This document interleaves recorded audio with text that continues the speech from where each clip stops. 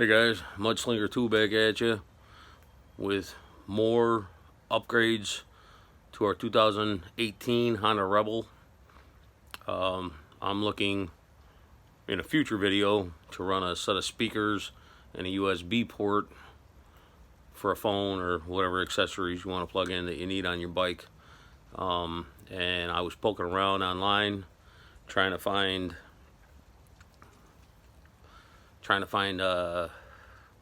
where, if there's an auxiliary wire on this bike, and I haven't found anything that says any videos as far as where there's an auxiliary wire on this bike.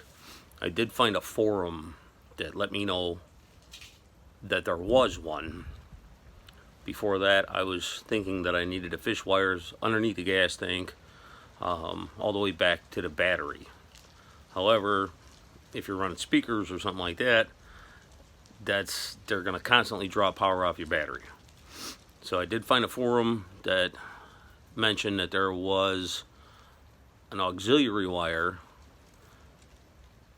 that would come on with the headlight. So it would only come on when the key's turned on. So when you shut the key off, the power's off, you're not draining any power off your battery. So I'm just going to go over real quick for you guys to let you know where that auxiliary wire is. I did go ahead and poke around and I found it. I figure that I'll make a video where everybody can see if they're trying to look it up like me on YouTube, where save you guys some problems. So anyhow, we got our bike here. I got to kind of take it apart because I'm in the middle of trying to do some stuff here. But if you go to your headlight, right on the bottom of the headlight, there is a bolt on each side, an Allen bolt. I have mine both removed right now, but you can remove those bolts. Then you squeeze down and back to separate the headlight, and then it's a plastic cover on the headlight, so you would just pull up and then nicely fish it out around your headlight.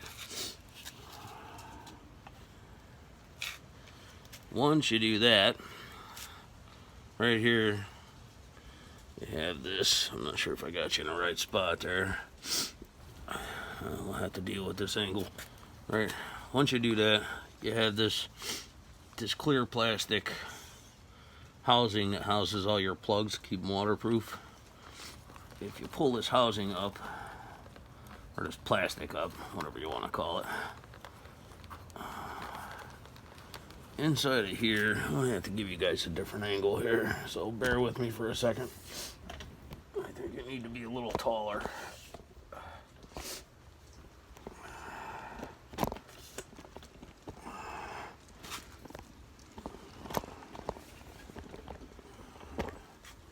Sorry, I gotta adjust the tripod here.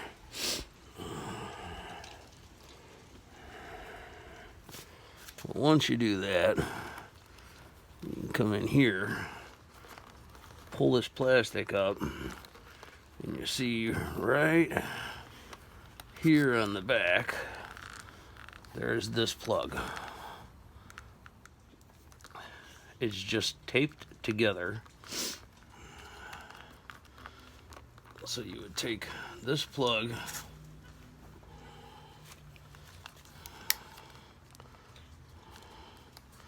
and cut this tape that's holding it. Make sure you're not, you really don't run any risk of cutting your wires, because there's a heat shrink wrap around the actual wires. So you're not really exposing the wires. You just want to get this electrical tape that they have from the factory off of here.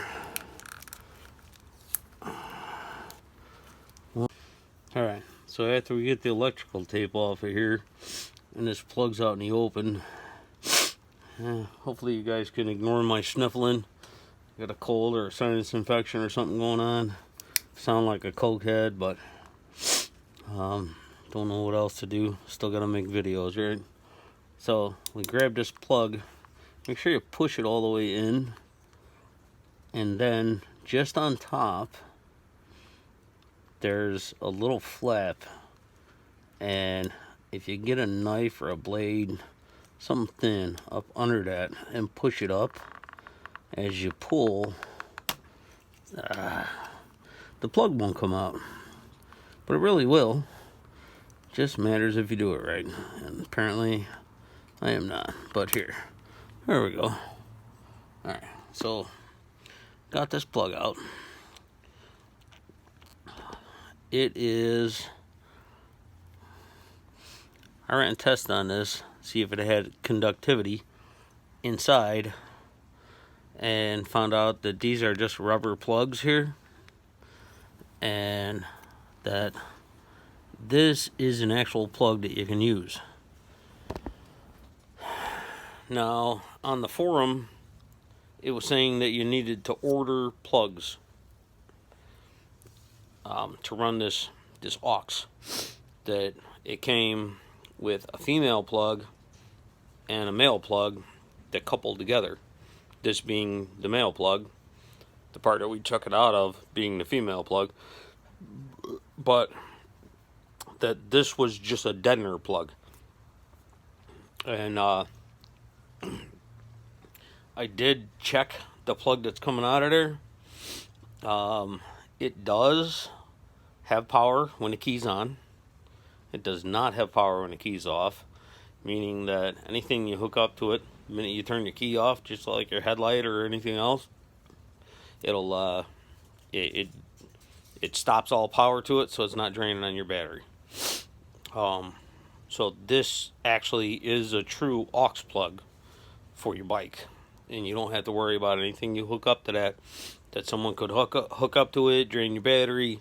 You might accidentally leave it on. Before I found this forum with talk about this aux plug, I was actually thinking that I would have to run straight to my battery and then run a toggle switch or something like that. But you always run the risk of the fact that you leave the toggle switch on and it's draining your battery. Bike batteries aren't too big. And you come out and your battery's dead from a restaurant, a bar, or wherever you're going, even just into your garage. But then the other thing is that they were saying that you had to order this plug, the female that's on the bike, and the male, which we just took off. You see, I noted on here, when you're looking at the plug, when it's plugged in, and this little just little clips on the top, the positive is to your left. But obviously, if you're doing this, you'll have a bulb tester or something. If not, when you plug it in, and regardless of which way you're looking at it, like this or like this, and this is the way you'll be looking at it, when you plug it in, the positive will be to your left, as long as this is facing up. The positive will be to your left, the other is your ground. But what I did see on the forum, as far as they were saying that we needed to order this plug, that could be farther from the truth. This is your male plug. It was kind of bothering me. So I thought, why would Honda just put a deadening plug in there? Why wouldn't they just give you the plug? But they did. So if you take a small pair of Hemos here, and you grab onto that little rubber, that is just a little rubber plug. Now you see the inside is hollow. This is the part, let me grab that. This is the part here that would go, if you put a wire in there, that would go down and put you a wire here that would connect to the spade that's inside of that plug to give you a ground or a positive. Same thing on the positive side. Take a small pair of Hemos, you grab the rubber, they both come out. Now I'm gonna see if I can show you real quick here.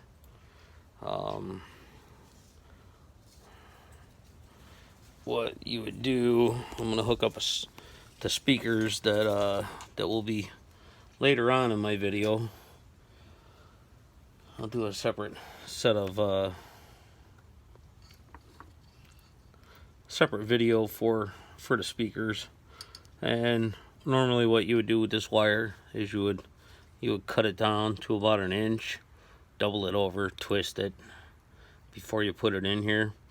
But the whole point is that you want it in to where it's down towards the bottom here. So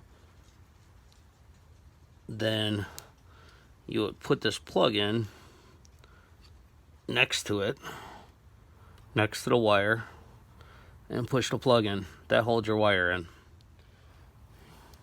When we go to our negative and we do the same. So everybody on these forums is saying that they had to order plugs to be able to wire something up to here. But as I said before, it could be farther from the truth.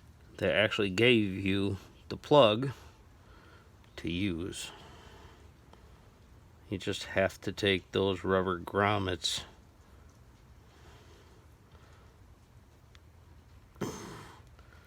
out of the sides, and then you gotta be able to push this in here. And apparently right now I'm an idiot. First one went in there great. Second one could be farther from great, but it will go in there. Take our Hemos, push the rubber plugs in to hold your wires. And we're going to plug this back in. Positive being on the left, negative being on the right. Now I'm going to turn the key, you'll hear the speakers kick on.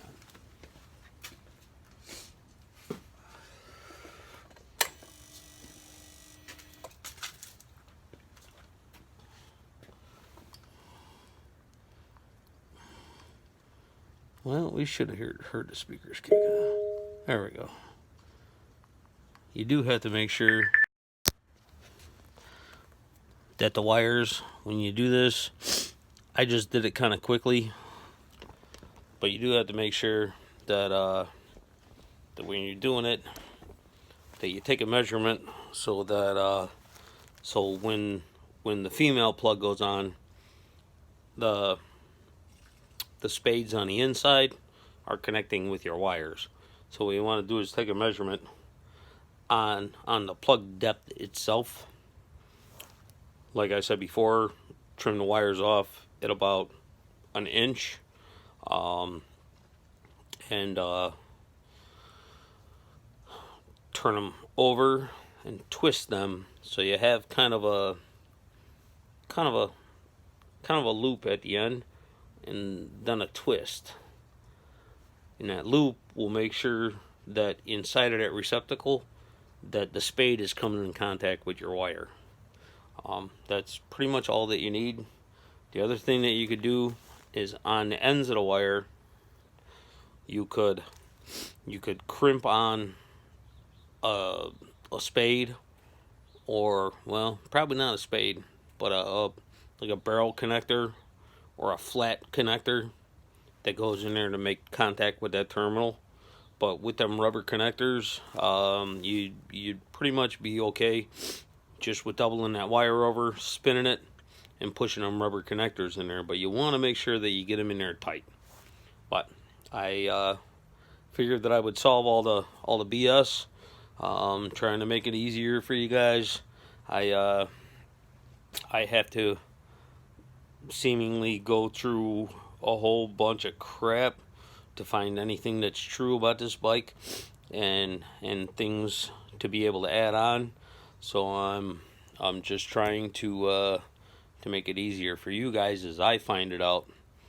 If you think the videos are helpful, push the like button, subscribe to my channel, do something, keep me in business. You guys keep liking them, I'll keep posting them. Remember, loud pipes save lives. Be safe.